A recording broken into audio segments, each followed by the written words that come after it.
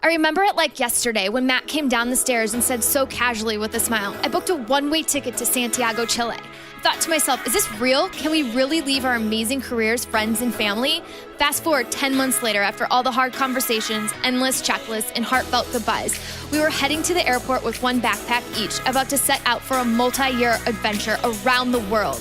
Filled with excitement, we had no idea what to expect, but we knew it would be a fun ride.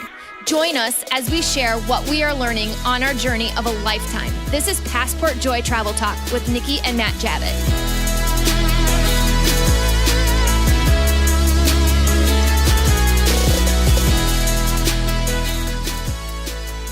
Hello. So this is a very informative episode full of great information for all you travelers out there. Today, we're going to talk about financial tips that we use during our travels, specifically how we manage our credit card and bank accounts, how we leverage hotel and mileage points for free stays and air travel, and much, much more. We're not going to get into our actual budget in this episode. We'll do that at a later date. But this is just great information for you guys if you want to know how to do this sort of thing. We're also going to answer some questions from our followers about living out of just one backpack each and how we manage that. And we had some questions about our time spent in India based on some things that we may have seen in that country and the food that we ate during our time spent there.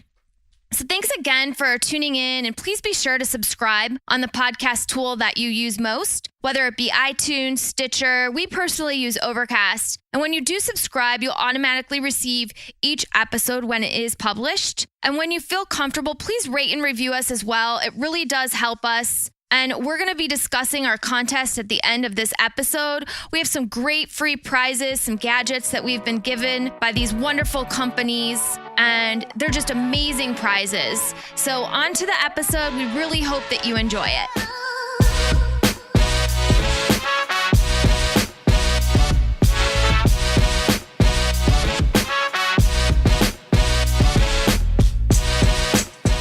This segment, we're going to talk about finances and how you go about taking advantage of certain programs and things on the road while you're traveling, not only for long-term travelers like us, but maybe you can implement this on your week-long vacations just to make sure you're safe and secure on the road, because there's a lot of things that can help you not only save money on the road, but also stay safe on the road, because that's a really big thing.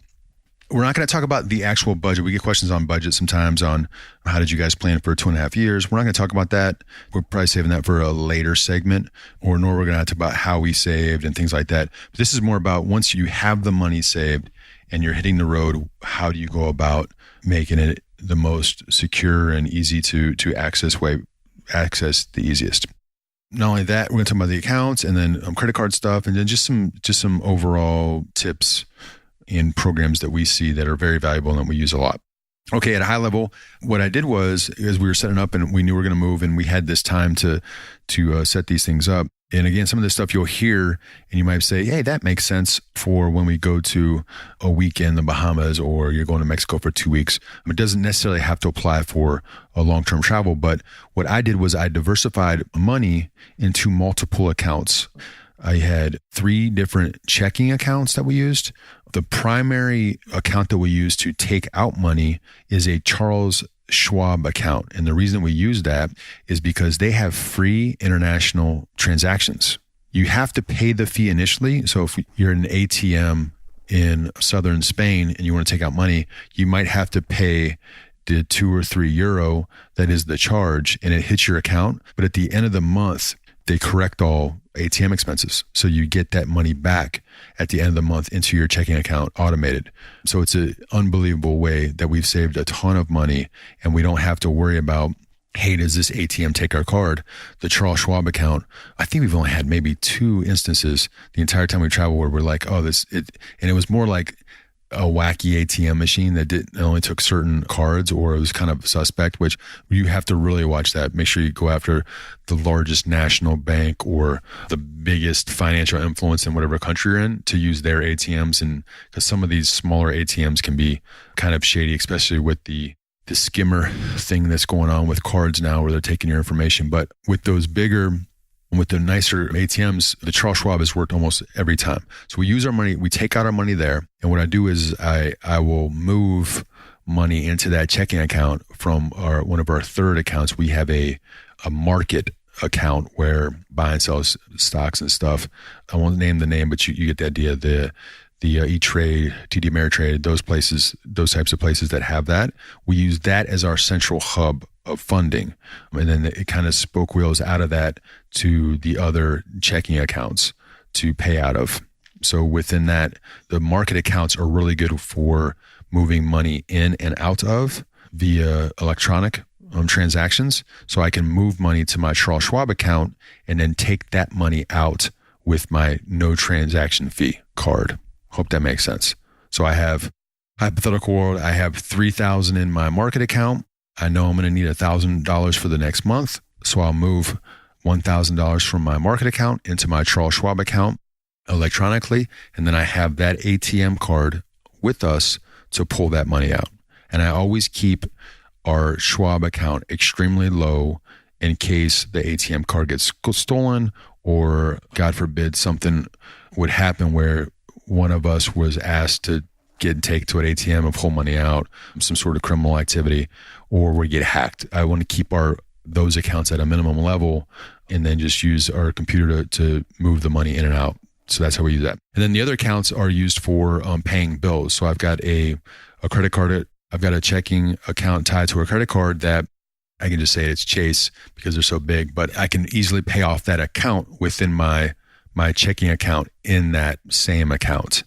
So when we use that credit card, I don't even have that credit card on us. It's not even here, but we can use that to pay Airbnbs, to pay everything online that we might need that we don't have to have the credit card present for. And then I can just pay that account off all electronically in the cloud in Wi-Fi. So I hope that makes sense. So multiple accounts, all talking to each other, electronically transferring to each other, but not all cards have to be present. So again, we have at least 2 credit cards at home that are safe and secure, that I know that they cannot get hacked on our person or stolen on our person, but they can easily get hacked digitally if that would ever happen, if there was a breach somewhere, but they don't have to be on us. So we don't have to worry about us losing it or somebody stealing it from us. We know that we have that, we can tap into those credit cards and use them whenever needed. And then we actually do carry a credit card, 2 credit cards on us that are amazing, that have great travel privileges. So if we do decide to spend money on the road, we trust the place that we can use our credit card. We can use those when needed as well. And they give us great points. And it's something that you should absolutely look for if you're thinking about getting a credit card and you like to travel. There's so many great programs out there where you can get 50,000 hotel points or 50,000 air mileage points. So we use a ton of like United, and with our Chase card, there's great point system there, and a Citi card that has great point system there. And some of these amazing credit cards, they are more expensive. Take our Citi Prestige, for example. It's $450 a year, an annual fee, but you get a lot of that back. Sometimes they'll give you the global entry card that Nikki and I both have. They'll pay for that for free. So if you get that done, they'll give you $100 to do that and show you a way that you get that global entry card for free. And they'll pay that back. And they also give like $200 or $250 payment air travel credit or hotel credit that if it applies as a travel expense, they'll just pay that off instantly once a year with those credit cards. So there's a lot of, and then for both of those credit cards that we have that are like that, you get a priority pass free, which is if you travel enough during your time, it is a huge benefit for travel, because the priority pass will allow you to get lounge access around the world. And those lounge accesses, if you're somebody that likes to eat or maybe even get coffee or have a cocktail as you travel, or like good Wi-Fi, you like a place where you can just chill, relax. Sometimes you can even shower. These lounges, Nikki and I, we slept on lounges forever. I didn't even start using lounges until probably the last 4 or 5 years. And now that we've done it, we're like, what have we missed out on? This is amazing. And then our friends that we tell to do it and they end up doing it, they're like, holy cow, this is freaking awesome. An awesome deal. So the lounge, you can, with those cards, you get a free lounge, a priority pass as well. And those, with that card, you can bring a guest. So Nikki and I can both go for free. We can get coffee, eat a good meal, and relax before we get on a long 8-hour flight or something. Or if it's great just if you're going city to city and you have a long layover in Nashville or something. That's another advantage of those credit cards and looking at those. We use the Chase Reserve and the Citi Prestige. Those are our cards that we like, but there's a ton out there where you can get huge sign-up points to use towards your future travel. And then also with the credit cards, sometimes the programs vary. They're all different. But one of the Prestige cards will give you a 4th night free. So you can book 3 nights at a hotel through their website and you get the fourth night for free. So essentially you're paying 75% of the total cost. So that's something you need to check out as well, because it's definitely worth it if you're looking to go that route. And it gives you insurance on products too when you book. So if you're looking to travel 6 or 9 months ahead of time, I would definitely recommend that you start to look into ways to save on that travel you want to get the credit card as soon as possible if you're going to do that. Nikki and I, as we started our planning about 10 months prior, we had already built up a lot of air mileage points through previous travel and credit cards. So we used that, but we also looked for opportunistic programs.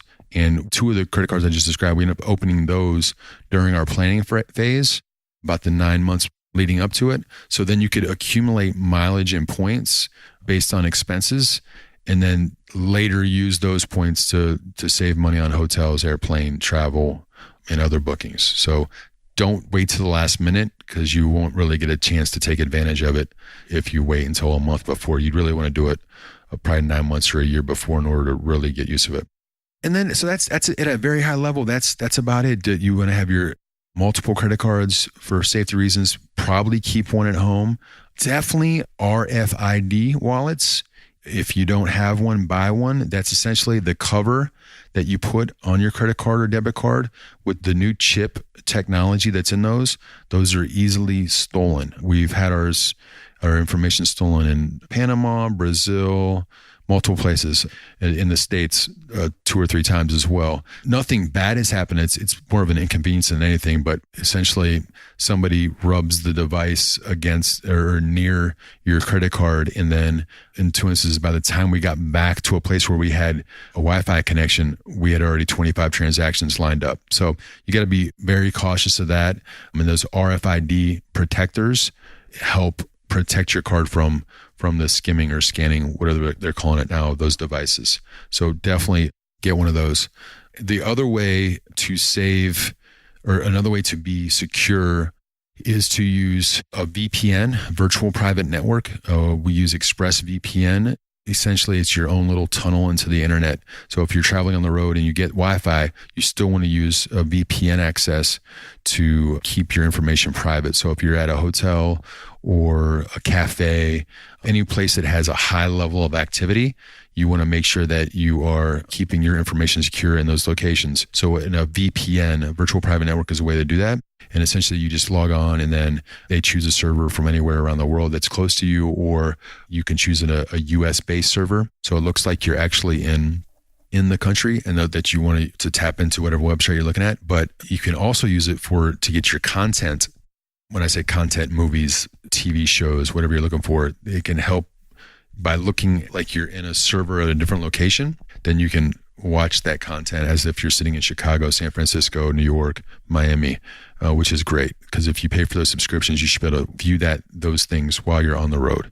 And the other thing that we use often is called Tor. It's its own web browser. It's a secured web browser that does everything I just described with the VPN, but it does it within the web browser. So it essentially, if I log in to my Tor browser in South Africa, it pings a server in Thailand, that pings a server in Australia, that pings a server in Norway, that makes it look like that we're sitting in Germany.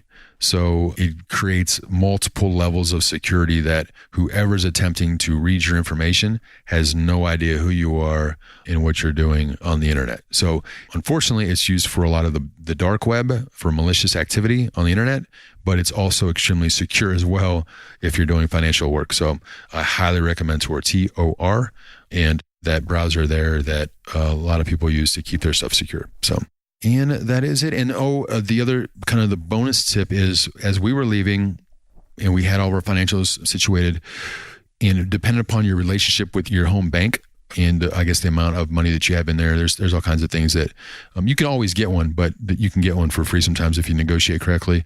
You can get a safety deposit box at your bank, and then you can keep all your stuff secure there when you go. So if you have any jewelry, we always recommend against taking jewelry when traveling in certain locations, most locations actually, and just leaving that stuff back home in your safety deposit box locked up, because then you know it's not in your house in case something bad happens there. It's in your box and when you get home, and then any other documents at your house that have to be super secure. The safety deposit box at the bank is a godsend for us, because we know that you don't have to rely on somebody. It's always tough to ask a family member to watch certain items, because then it puts them in the tough scenario like, oh my God, we've got all these important things of Nikki's and Matt's. What happens if something happens? So we just put it in our safety deposit box at home, and we know it's safe and secure, and nobody can get it. And we know it's going to be there when we get home. So yeah, those are the tips. Diversify your accounts. Check out awesome credit card point opportunities, because those are definitely worth it. Here's another tip that we did. We ended up, we froze our credits as well. If you know that you're going to be in a situation where, like I said, we set up our credit card accounts when we were away, and we knew that we were going to use these cards for a couple of years at least. And we knew that we didn't want any new credit activity on our accounts as we're traveling. There's no reason. We're not going to buy anything major while we're on the road. And we know we don't want the need to open any more credit. So it took us about 6 months on the road. I ended up getting like a blip. So I was looking at our credit scores and our credit activity monthly based on a few websites that are out there. You can do that. And I saw activity that was absolutely not mine. Now, nothing bad ended up happening. Somebody was trying to get a credit line in my name I think it was like in California or something, but they were trying to get a credit in my name, and it hit my credit report under the application process category or credit applied for category, whatever they call it. So at that point I was like, man, what are we doing? Why am I spending the time to look at this every month? And why do we even have it open so people can do it? So we did the proper research, and we froze our accounts. So our accounts are frozen, and nobody can get the credit in our name. And it just kind of takes that nightmare or that fear off our table, because we know that now nobody can attempt to do that. So that's consider that as well. If you're at a point where you're like, okay, we've got the credit cards we need and we don't need to really apply, and we're looking at long-term travel, or you're just in a place where the next 9 to 12 months are going to be typical, where you're not looking to get a house or a car or anything, just go ahead and freeze your credit lines. And there's a lot of places we can do it. We'll put a link of that in the show notes. Check that out. That's it on finance. We'll answer. I'm sure we'll have other questions and answer them as we go, because there's always a lot of questions we get from other travelers as we visit them and meet them on the road. Like, hey, how do you do X, Y, Z? And we're always looking to share information and value there. Thanks.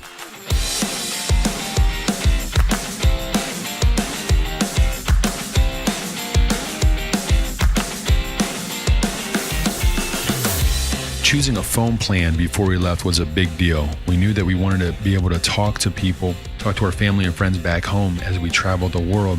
And so a lot of research went into making sure that we got the right plan for us. And Google Fi was what we went with. And we are so happy that we did that. It is not only a great plan in the United States if you're using it there locally, but when you travel outside of the US, you have the ability to get cellular data as soon as you land in countries around the world based on the relationships and partnerships they've formed in 135 countries and growing. So as soon as we land in Greece and Italy, in Peru, we had cellular data access, so we could update our family and friends that we were safe and everything was good as soon as we got there. They had cheap call rates, and they all vary throughout the world, and free international texting. And of course, you can use the free Wi-Fi when you get that in the locations that you're at. So again, the Google Fi plan, whether you're in the US or you travel a bunch, is a great plan to look at. And you can get a free $20 credit at passportjoy.com/phone. Again, passportjoy.com/phone for your free $20 credit on Google Fi. Can you imagine if you can take all your photos as you travel around the world and have them appear on a high quality frame in your office or at grandma's house that doesn't have social media presence in a touch of a button, that's possible. It really is. With the Nixplay Wi-Fi cloud frame, we use this. It has no memory sticks, easy to set up, and you push your photos from your phone, from the app, and then it appears on the frame wherever that frame is located. And whether it's in your office or, like I said, in our case, at our grandma's house, assisted living home, it appears the photos we take there, and you can have multiple users. So not only our photos appear, but the nieces and nephews from our siblings appear as well. And you can use Facebook, Instagram, Dropbox, however you want to push your photos. That's how that works. The Nixplay Wi-Fi cloud frame. It's an amazing invention. It's been really cool that we use it. So again, go to passportjoy.com/frame for all their fresh deals that they have. They're uploading all the time to get a percentage off. Again, passportjoy.com/frame to check out those deals. You can check out our other tools and tips of other products we use at passportjoy.com/tools. Again, tools, TOOLS. And you can see all the products that we enjoy while we travel the road.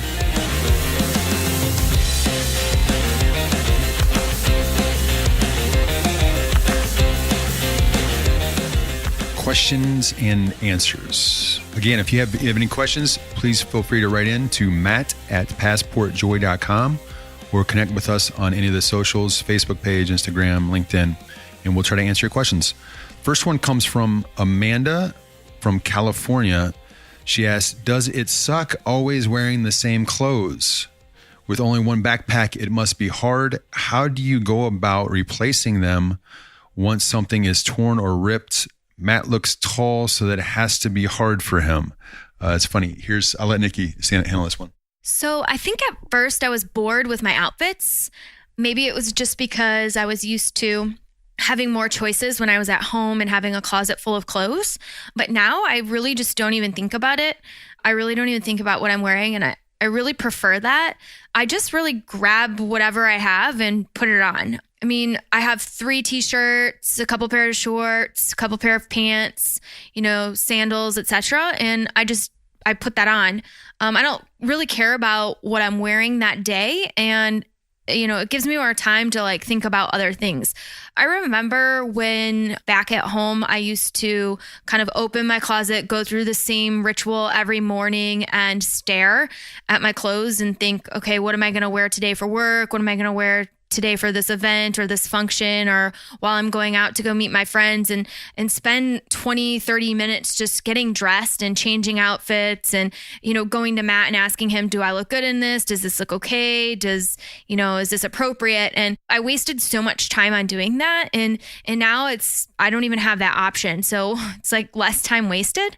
And I really appreciate that. So when you don't have options, you just don't waste time.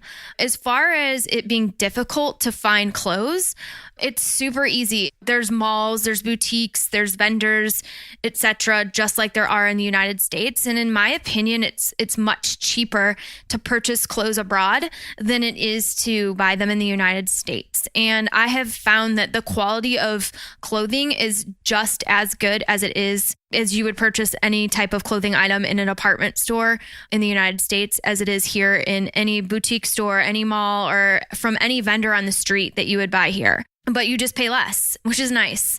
If I have holes or tears in my clothes, what I try to do is I don't want to just throw it away. I'll try to repurpose it. So I've made several of my t-shirts into headbands that, Matt has used during his workouts for sweatbands, or that I use just for going to the beach or everyday wear. And then Matt has actually taken some of his clothes that have tears in it, but that he just gets sick of. Because, sometimes you do get sick of stuff that you've worn for months on end. And the local vendors actually really appreciate it when you take it to them, because they can resell it to people and make money off that. So it's kind of like a donation, what you would do in the United States if you brought it to your church or some other place. And what's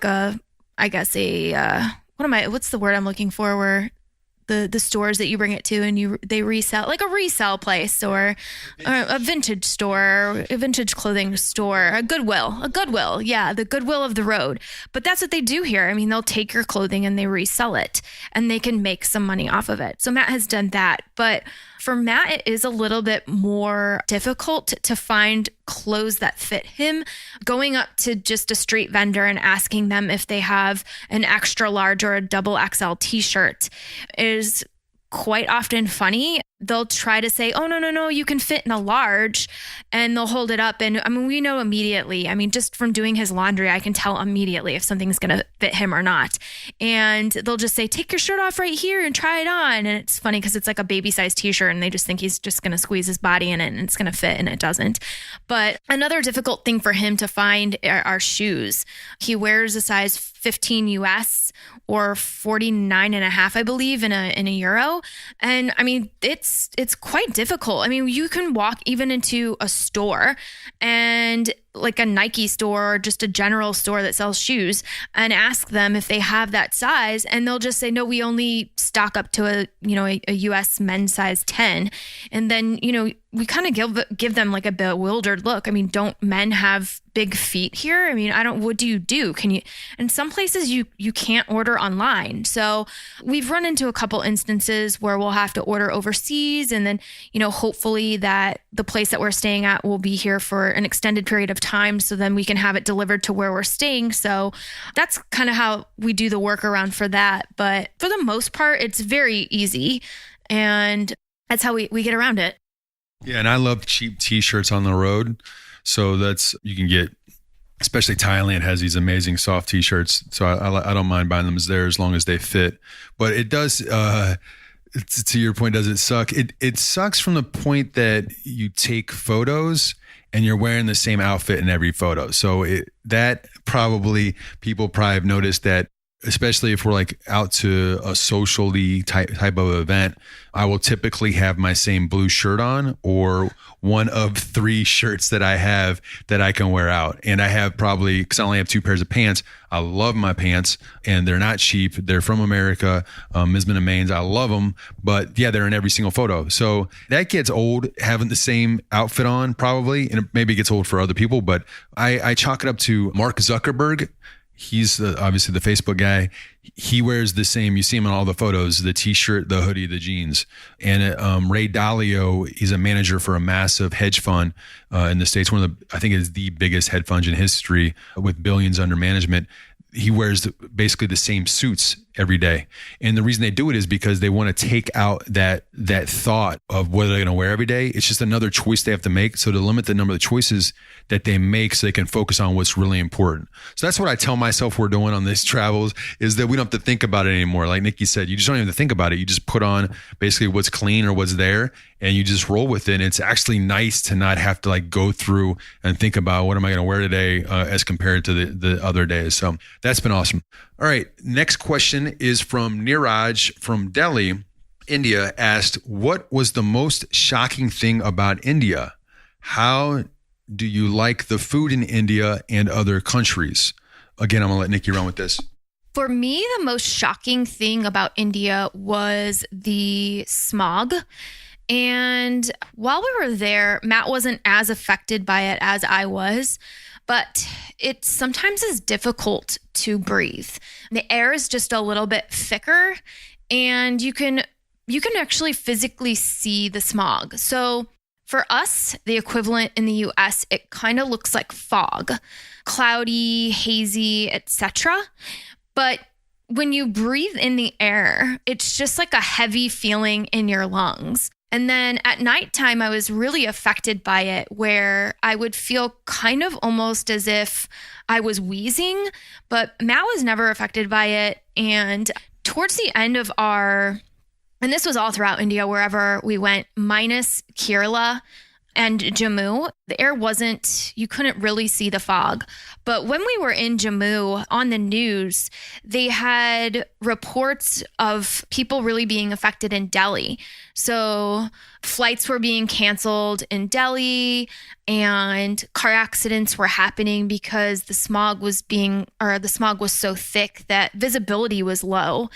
And people's health were really, truly affected by this, where, elderly patients and younger patients, children, were having asthma-like attacks from it. So for me, that was kind of shocking. And especially since I was having difficulty breathing and I don't have any lung issues. I don't have asthma or anything like that. So that was definitely shocking. Yeah. And like she said, that didn't affect me that much, but you could tell as you looked over the cityscape, it's absolutely there. For me, India in itself it's an amazing country. The people are very kind, but it is shocking. The first time you go to India, it's absolutely different than the rest of the world, and it can be quite overwhelming at times. The traffic is nuts. The transportation situation.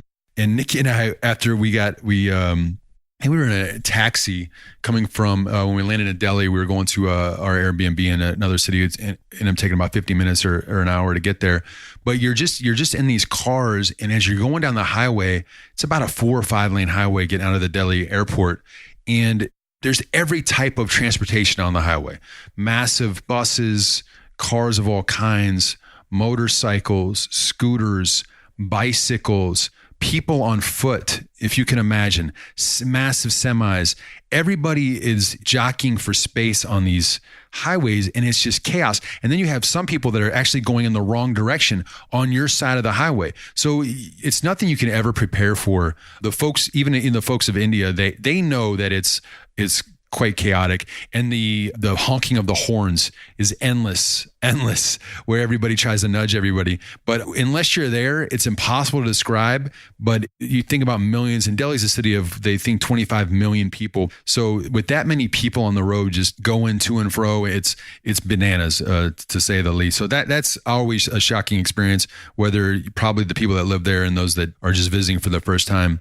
That was pretty crazy. But for me, the Kerala as well, I had no idea the beauty that we were going to experience in Kerala. Now, Kerala is in the southwestern part of the country. Many people told us to go there, so we ended up changing our plans to make sure that we went there. But the trees and the mountains, the tea fields, we actually visited a rubber plantation. All those things in Kerala were the beauty that was there. I had no idea that it could be so green. I just, in my mind, I just think of India because the amounts of people of being an extremely industrial country where there's less green, but there's absolutely a ton of green in Kerala, and it was just gorgeous. So that was shocking as well, and I loved it. But the people of India are amazing. You also asked about the food in India and other countries. I love the food. Nikki is great at describing what I was eating. I typically I crushed whatever's in front of me. I had some weird things at the wedding. I ate goat head and some odd things, goat intestines and other things that I ate while I was there. But I love the food. Like, we know that Nikki likes to stick to her vegan diet, and I'll typically try to do vegetarian when I can, but there was a lot of different things that we had there that was amazing. And the other countries, Nikki, you want to describe? Yeah, I loved India for the food alone. Like, being a vegan, it's just so great. So a lot of the times when we travel, I do have to plan ahead and make sure that if we're going out to eat for restaurants and stuff, that I look for a vegan or vegetarian restaurant so there are options. And I just know when I go to India that no matter what restaurant I go to, that I don't even have to think about it. It's like Matt could pick any restaurant or any place to eat. And no matter what restaurant we walk into, that they're going to have tons of fresh vegetables. And no matter what I tell them, they're going to be able to make a vegan option for me. I can just say, I don't want the paneer, which is their version of cheese, or I don't want to have the milk in it. And so they can take that out for me. Like, when we went to South America, I had a lot of problems because they're really big on eating various meats and seafood. For example, in Peru, the big, huge thing is to eat guinea pig and alpaca. And in Chile and Ecuador, it's pork, chicken, and beef. So I also found that in South America, a lot of things are deep fried, and I really try not to eat those types of food. So in India, it's great just because when you go to their restaurants, it's, you know that you're not going to get that type of food. If you don't want that type of food, you can just simply ask for fresh vegetables or whatever. So for me, it's awesome. Another thing is you can always go to the markets and buy fresh vegetables and fresh fruits. And I can go home and make them myself and make a salad or steam the vegetables as long as I have access to a kitchen. And it's just good that way. But yeah, I mean, India is awesome. I love the food. You know what you're going to get when you go there. And quite honestly, a lot of the people in India don't eat meat, not even seafood. So it was great for me and I really enjoyed it. Yeah, as far as like other countries go, the food elsewhere, it's hard to pick favorites. Italy was amazing because it seems like you can eat pizza 3 times a day and you never gain any weight in Italy. So I really enjoyed that. Thinking back, I talked about Vietnam before and how much I love the food in Vietnam, and India was a highlight as well. And I've eaten some strange foods along the road as well. I ate ostrich in South Africa.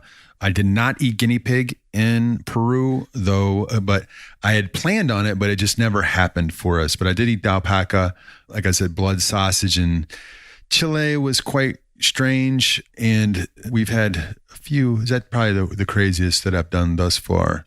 That I can recall. And then fish. I love fish when we can. My criteria is typically I eat vegetarian when I'm with Nikki, but if somebody cooks food for us or prepares food in some capacity, whether it's a barbecue, a cookout, or something.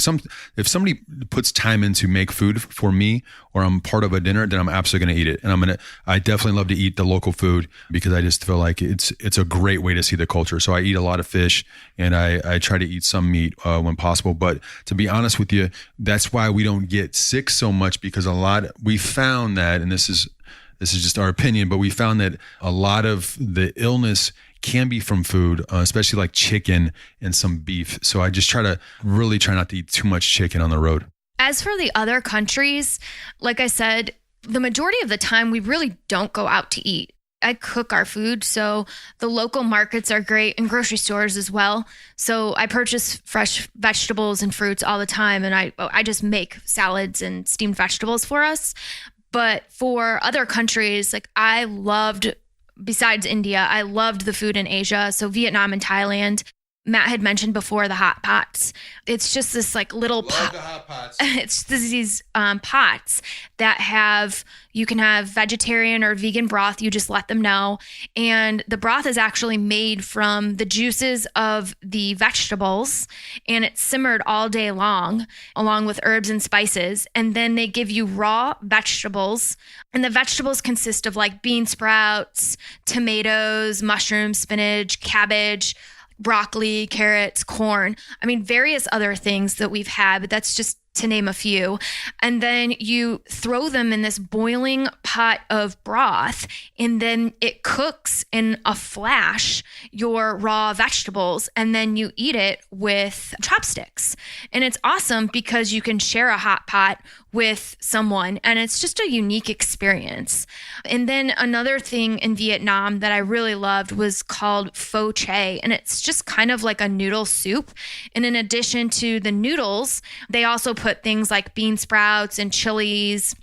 And you can also ask if you want like another source of protein. For vegans, they have tofu and soy, and you can throw that in there as well.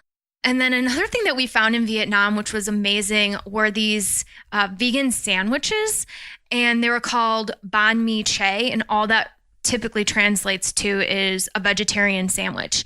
And if you want it to be vegan, you just ask for the cheese to be taken off. So it's really good. It's just a sandwich, and they hand make their bread, and they just load it full of veggies. And we would always ask for extra chili sauce. And so we really liked that. And then I'm a sucker for anything Mediterranean food. And so Greece and Albania was a highlight of our trip because I could eat hummus all day long. And that's one of the things I truly, truly miss from home, because I would make in my Ninja blender homemade hummus. And you give me a can of chickpeas and I can make any type of hummus for you if you give me a blender. But so hummus and just fresh olives and tomates, which are these like stuffed vine leaves. And it's this like rice herb mixture with lemon juice over it. I love it. And then in Greece and Albania, they had this thing. It's like hummus. It's called fava dip, which is just like yellow split peas into a dip, kind of like the consistency of hummus, but a little bit chunkier. And then, of course, your classic Greek salads, which I don't know how many Greek salads I ate while we were in Greece because we were there for a month, but I ate one a day at least. That type of food is my go-to, and it's our go-to, and I make that here at home for us. So it's not like we can't get that when we're not in those countries, but just super fresh vegetables all the time, and we love it. Yeah, I forgot about the Mediterranean food. I love that food. But Nikki has been turned into a spice freak as well.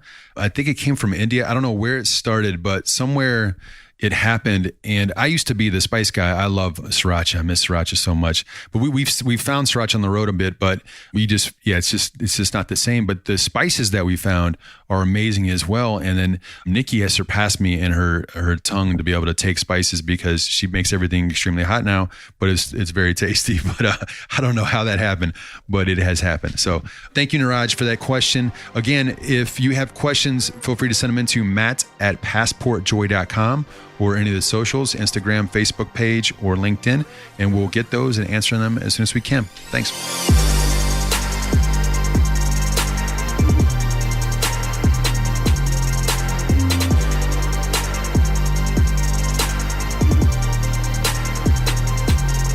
Shame on that. Again, shame on that is when somebody is doing something they know is wrong, but they keep doing it. The behavior needs corrected. Today's shame on that, we're going to talk about just the whole idea of photo bombing and just the nature of photos as it is today and how crazy it can be, especially when you're going to some of the top places to go to, like Machu Picchu, Taj Mahal, these amazing cathedrals, big places that people attend to go, places of worship and whatnot. And it just can be so angering at times. Shall I let Nikki start with her first one? Mine happened when we were in Da Nang, Vietnam, and we were walking up this beautiful walkway, and there was several steps, about 50 steps or so, to get to this beautiful archway that was in Marble Mountain. And I don't know, it was just this really gorgeous picture I wanted to take. And it's kind of hard to describe, but the archway was made of natural stones and whatnot at the foot of these steps. And it's really hard to capture that picture with no one in it, but you can wait. And I am not opposed to waiting to get the right photo. So I'll wait for 5 minutes. I always tell Matt, I'll wait for 5 minutes. I'll wait for 20 minutes. But when I want my photo, I want my photo. And for some reason, this just scenery just captured me and it spoke to my soul, and I wanted this photo. So I waited forever and the timing was right. And then all of a sudden this younger kid came out and he stopped about halfway down the steps, and he could clearly see I was, taking my camera and trying to take a photo. And he and I made eye contact, and he proceeds to stop and take out a pair of headphones from his pocket. I kid you not, for the next 2 minutes, he is untangling his headphones. No one else is walking by. Like, I could take the photo. This is like the moment to take this perfect picture. But the only one stopping me from taking my photo is this kid who is untangling his headphones. And I'm trying not to make sound, huff and puff. I'm just like, all right, I have all the time in the world. I'll wait. Like I said, I'll take 5 minutes, 20 minutes to take my photo. But then people start coming out of this archway. And now more people are on the stairs coming out. More people are up behind me going in. And he's still untangling his headphones. And I must have waited like a half an hour to get this photo. But he was photo blocking me, and I was just like, dude, move along. Does it really take that long to untangle your headphones? And you could clearly see I was trying to take a photo, and it's rude.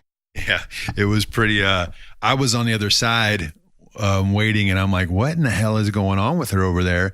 But I kind of knew because I passed the kid as I was walking, and I assumed that. And then the people, you could just see all the people going in and out. So persistence paid. Good for her. She got the photo she wanted.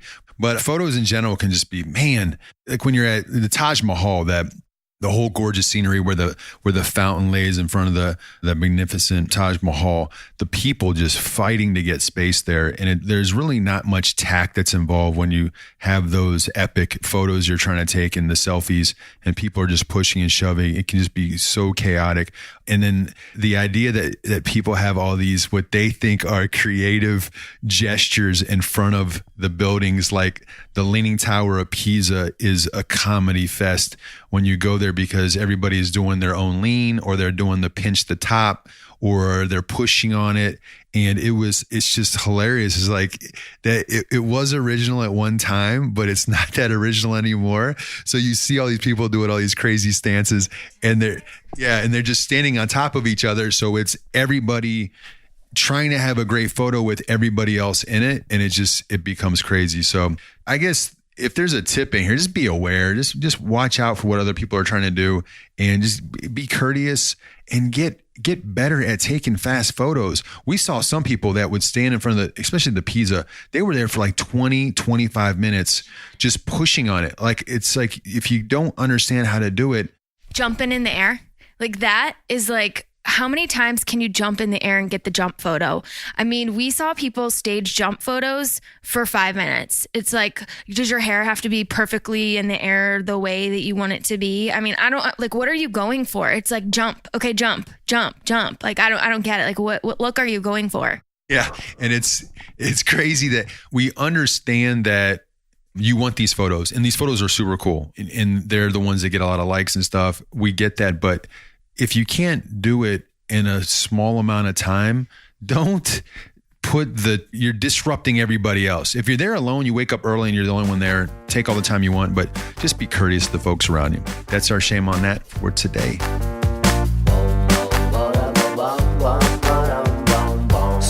Say what?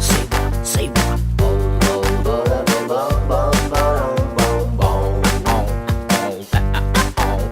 All right, thank you so much for listening to that episode. As always, please check out the show notes for details on some of the things that were listed and we talked about during the episode. Okay, we've been talking about it for since the launch. We've got this amazing contest that's going on with over $1,000 worth of prizes that we're going to give out to those that review us on iTunes. If you don't know how to do that yet, we've got the links at passportjoy.com under podcast, and it explains thoroughly how you would do that. So basically, you have to rate us and review us in order to enter the contest. And then you have one more week to do that, and then we're going to select the prizes for the winners. Again, we've got prizes from a former CIA officer, Jason Hansen, and his team with a bunch of spy equipment. That's amazing. Nixplay has given us a digital frame that is amazing to display your travel photos. Mizzen+Main, these are the pants that I wear that I love, and they also have great dress shirts. They've given us a $120 gift certificate for a winner. Eagle Creek has gifted packet fold bags and a catnap rest set. It's amazing to help you sleep on those travel trips. Foundation Training founder Dr. Eric Goodman is gifting a Core Elements stream, or the DVDs for the foundation training exercises that I always talk about that have helped me overcome my back surgery about 4 years ago and strengthen my back so I can travel the way that I am. Birch Boys Chaga Coffee have gifted coffee and tea. This is the coffee and tea that Nikki and I love and we drink on the road, and we've had shipped to us so we can drink that while we travel. Tommy John, this is the underwear that I love and wear. They're gifting underwear for a week. So this is a huge prize, and we're very appreciative of that. And Seven Corners Insurance. This is the insurance that Nick and I use as we travel. They have the travel bag necessities. It's a hodgepodge of different things, from pillows to blanket, shoe bags, laundry bags, all kinds of stuff in this. And then one winner will get all that stuff. Again, so review Passport Droid Travel Talk on iTunes. And also, while you're there, subscribe to the podcast. That's the way that you can get a download to your phone. As soon as we produce the episode, you get it. And that's it. As always, thank you so much. Good luck to those that are doing the reviews to win. And we'll draw these names out at the end of the week.